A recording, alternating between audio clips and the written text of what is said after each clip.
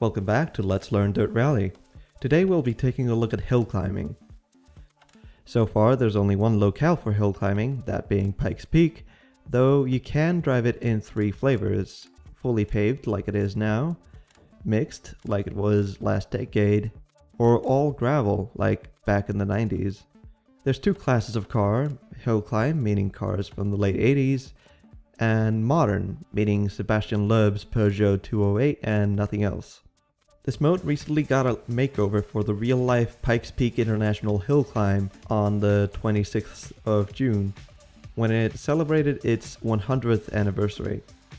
The look of the course has been touched up a bit, and the car handling has also been revamped.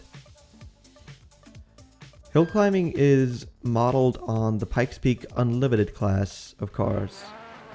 It's also the Dirt Series' answer to Grid's 24 Hours of Le Mans. Believe me, there's a whole lot of other classes besides Unlimited, including one just for electric cars and another for electric bikes, but it seems game devs just really like focusing exclusively on this particular class. In Unlimited, anything goes as far as engine performance is concerned, but there are safety standards to consider. In a way, this is where the Group B school of rally car design went after that class died off, except there's no mid-engine hatchbacks. There's no co-driver either. You have to do this entire 20-kilometer run by memory, and a lot of the turns start to look similar after a while. Your only saving grace is that you get 10 practice runs where you can go the entire way up without consequences, with 2 rounds taken into consideration, and only the faster of those 2 being put on the time board. Sebastian Loeb's car was kind of a latecomer to this game. It was released along with a pack of Renaults for the console launch, but lead director Paul Coleman revealed in a pre-console release stream that they'd had it lying around for quite a while after Peugeot pulled out because of an exclusive deal over Sebastian Loeb Rally Evo. Also, it can only be used on the paved version of Pikes Peak, not anywhere else. It handles pretty well, though it is made for going on tarmac, so don't expect it to be as easy to initiate a drift as a rally car. Use plenty of left foot braking and watch out for declines in the road. Don't be afraid of using first gear, since it's clearly made for taking those hairpins. Don't forget that if you're low in a gear in a turn, you can always rev up while holding the clutch to get back in the power band. These cars have plenty of turbo lag after all, though this advice goes double for the older cars. There's plenty of opportunities to cut corners, though mostly down below the tree line. Above it, the roadside camber gets a bit treacherous, even fatal for a good deal of runs. It's a good idea to altogether assume the road will get worse as soon as you're above the treetops here. Anyway, I can't possibly fill the entire 10 minutes or so that this run takes, so I invite you to just enjoy the show.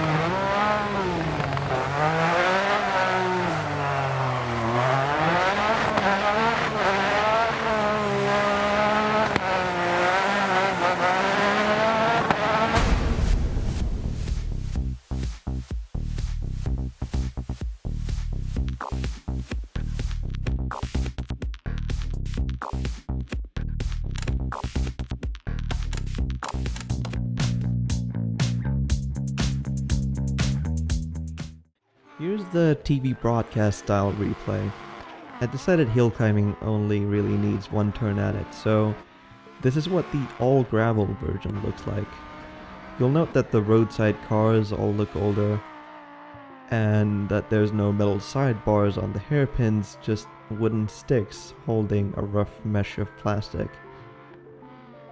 As far as I know, this and the mixed surface version of Pikes Peak are the only two historic recreations in the whole game, and besides being an interesting way of getting more mileage out of the exact same locale, it's also really the only way to race these older cars.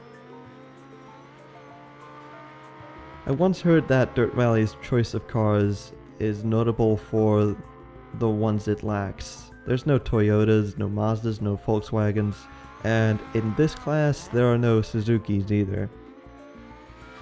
You get a couple of Peugeots and this Audi Quattro. Make no mistake though, this Audi is excellent to drive. It handles like a boat, except it's a really good boat. Every hairpin is best taken by braking, shifting down to second, poking the handbrake, engaging the clutch, going full throttle to make up for the loss in speed from the handbrake, and then disengaging the clutch. The main reason for this is the fact that the car's engine is at the very, very front of the car, and then so is the car's weight. It's not as bad as the Group B version. In fact, it's not really an issue except in the hairpins. This dirt version of Pikes Peak is much bumpier, which means that the declines become even more dangerous. Also, along the top of the tree line, there's a section where you're blinded by the shade. It's ended a few of my runs, so my suggestion is to keep in on that turn as opposed to finding an apex to kiss. It's also followed by a hairpin, so watch out for that. Anyway, that's all from me. Goodbye.